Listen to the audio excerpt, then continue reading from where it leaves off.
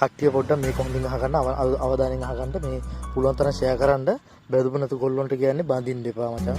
මොකද ගන්දුත් වෙන්නේ වයිෆ්ට කණ්ඩ වුණොත් මාළු අනික නිකන් මුහුදු මාළු නෙමෙයි වැව් මාළු කණ්ඩ වුණොත් හවස 6:14 කියලා නෑ හොයාගෙන එන්න වෙනවා. දැන් අපි මේ ඉන්නේ තබ්බෝ ජලාශය ගාව අර කැඩුණු පාලම ගාව.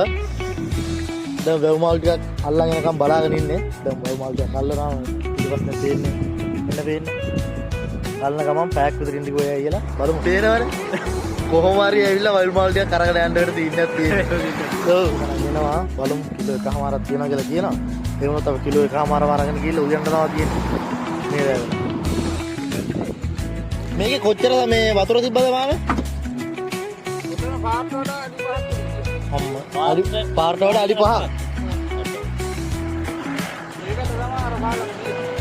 මේ ළමයිගේ දිනන දෙන්නන්නේ ඔක්කොම. දෙන්නනේ 550 කිලෝ එකක්.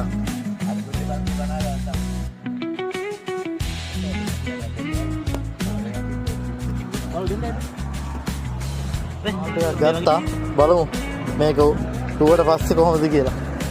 වෙලාව දැන් 4 කිට්ටුයි. මාළු ටික නම් ගත්තා. තව දැන් යන්න බලමු. ගිල්ලුවේ ටුවට පස්සේ තමයි ඉතුරු වෙන ටික.